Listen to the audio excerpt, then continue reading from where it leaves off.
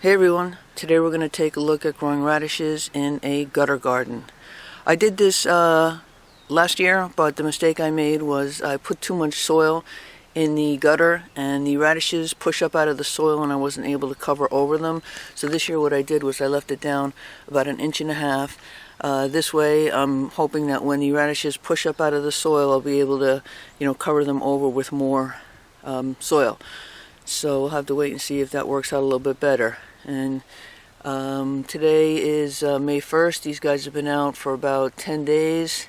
It's still cool enough because I'm in zone 5A in the northeast, because radishes need some cool temps. And these are cherry bell radishes. They've been around for a long time. I just got them at Lowe's. They're very quick. Their seed to harvest is about 22 days. So anyway, once you put the seeds in there, you thin them out to about 3 inches, and that's pretty much all there is. So I'll do another update in another week or 10 days or so I'll see you then.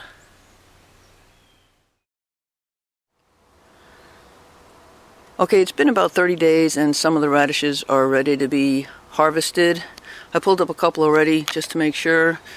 Got a nice one here and another one over here, and they're not going to be ready all at the same time, so what you could do is just kind of very gently dig down there till you see the radish root, like there. That one's a little bit on the small side, so I'm just going to put the dirt back and let him sit there for another couple of days.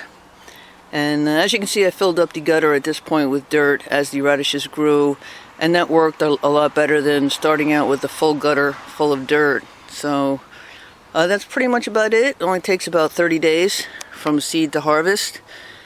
And if you got a gutter garden set up, most of the time I do greens, like lettuces and whatnot, but it's good to know that I could also do radishes if I have some extra space. So I hope you found this little video helpful, and thanks for watching.